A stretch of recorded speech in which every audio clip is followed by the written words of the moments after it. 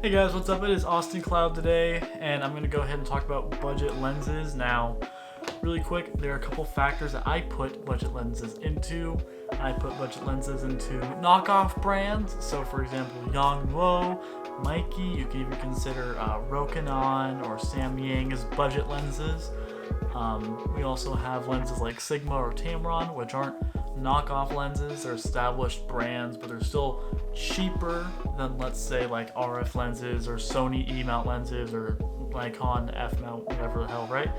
So right now I'm going to talk about these three in terms of budgets. I'm going to talk about knockoff lenses, and I'm going to talk about cheap lenses from the maker. Now, first, we're going to go ahead and talk about knockoff lenses in their own way. Right now, I have the Yongnuo 35 f2,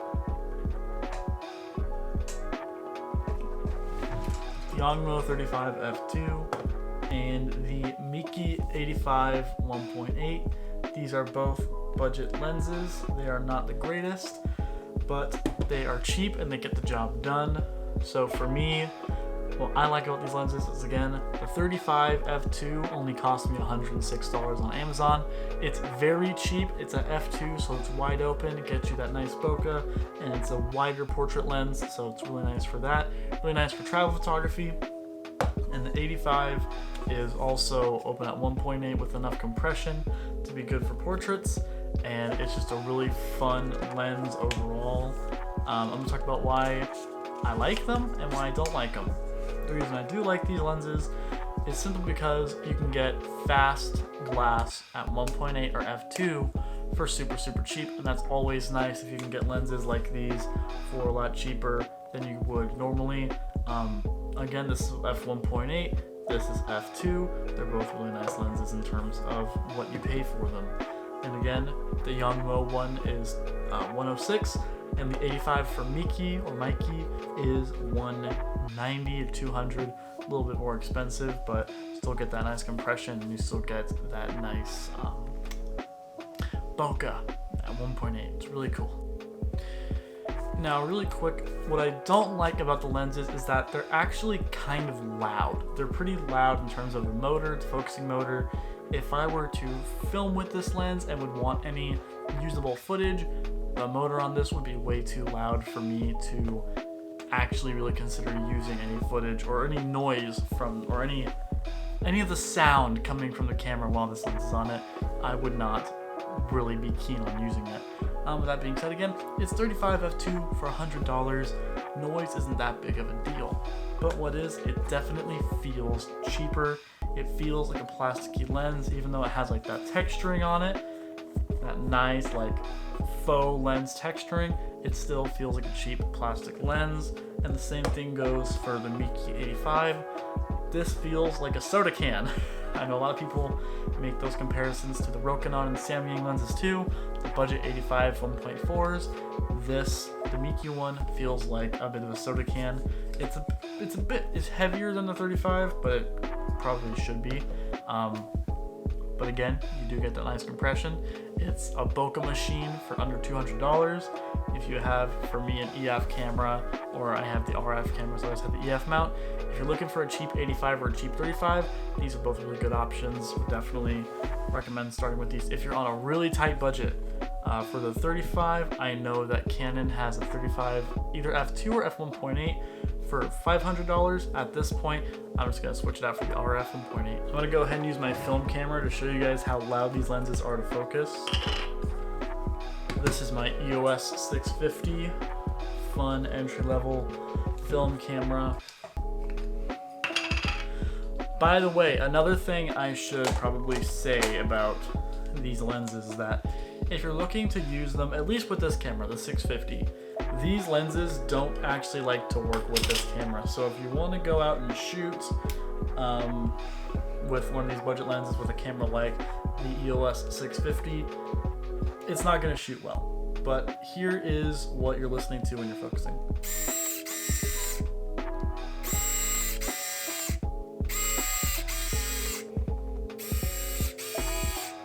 Yeah, so not great. It's very loud. The 85 is a lot louder than the 35. but they're still both pretty damn loud. Now, the last budget lens that I'm going to talk about, or that I can talk about, is going to be this. This is the RF50 1.8 from Canon. Please focus.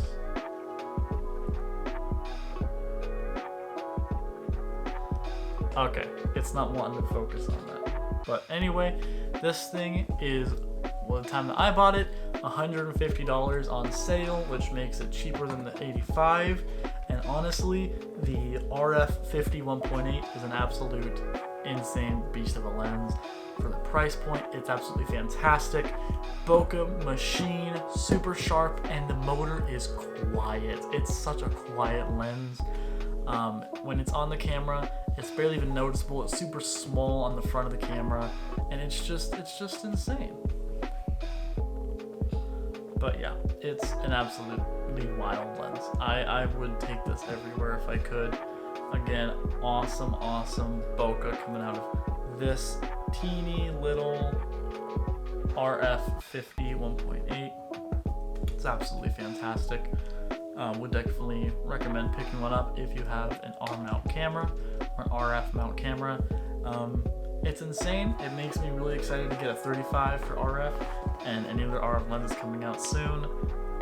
But pretty much for me, once I get the 35 RF, and if Canon comes out with an RF 85 1.4, those would be my three main portrait lenses, I think, the 50, 35, and the 85.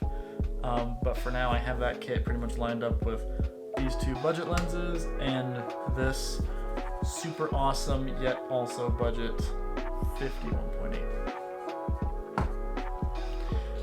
Now there's one more lens for me to talk about, and I can't really show it to you because I'm using it to film this video. It is the 17 to 40 EF mount lens. Now this thing is from early 2000s or early 90s or late 90s, but it is a really good lens for the price that I got it and what it actually is for the age of the lens. Like I said, this lens was like early 2000s. Someone fact checked me, but early 2000s is when this lens was manufactured. And it goes from 17 to 40, which is a nice vlog range. If you're just getting into vlogging, it's really cool.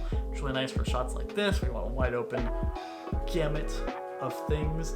But the 17 to 40 is super nice. You can go ahead, it's a 77mm filter thread, so you pop on a 77 to 82mm step-up ring, and you can use your 82mm filters, which is really nice. If I want to stick a filter on this, it would look like a giant cone coming out of my lens, and we don't really like that in terms of aesthetic. But it's super cool. The zoom is nice. You punch into 40 if you want that nice tight shot. You come out to 17 if you want that nice wide angle shot. It's f4, which for nighttime isn't the greatest, but still, it's a nice lens for having an f4. And I got it for just under $500 on KEH.com. But used lenses, I'm assuming a lot of them are really good. Again, this 17 to 40 early 2000s EF mount works really nice with the camera. It's a really good lens. It's a powerful lens. The biggest thing I was worried about was the lens motor being too loud for me to film with, and I don't know if you can tell, but I can barely hear it right now. It's like a little bit of a whimper. It's a really easy lens to film with, to vlog with. It's just a nice lens. The only thing is that if I'm carrying around the sling and I have it inside the sling, I have to put the EF to RF adapter on it, and that makes putting it in the sling just a little bit more difficult, especially with the microphone. So I can really only have that setup on it, but still an awesome lens.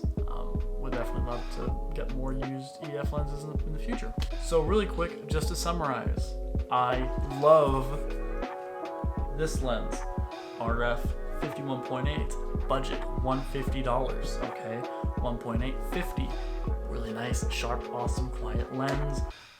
Not super hot on this, but still a good portrait lens, 85 1.8 from Miki for $200. It's an 85 1.8 that has a super loud motor, obnoxiously loud, but it does the job. And the 35 f2, I really do like this lens for wide angle portraits. Definitely a lens that I want to carry with me pretty much everywhere I go to shoot. And the 17 to 40, or pretty much any old EF, F mount, whatever lens, definitely a fun purchase if you're looking for very specific things. I think the next used EF lens I probably want to get is going to be 70 to 200, something like that. I want a telephoto. But 17 to 40, great start out lens for vlogging or anything else that you want to do. So hope you guys enjoyed the video. Click that subscribe button, hit the like button, go ahead and share.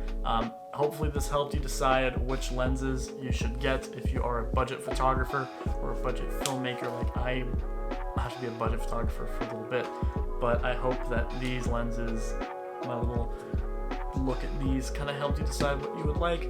Again, if you're on a tight budget, I actually would recommend the 85 and the 35. Or if you're on a tight budget with an RF camera, the 50 is definitely not a schlep at all. Really good lens. But yeah, hope you guys enjoyed the video. See you guys next time. Bye.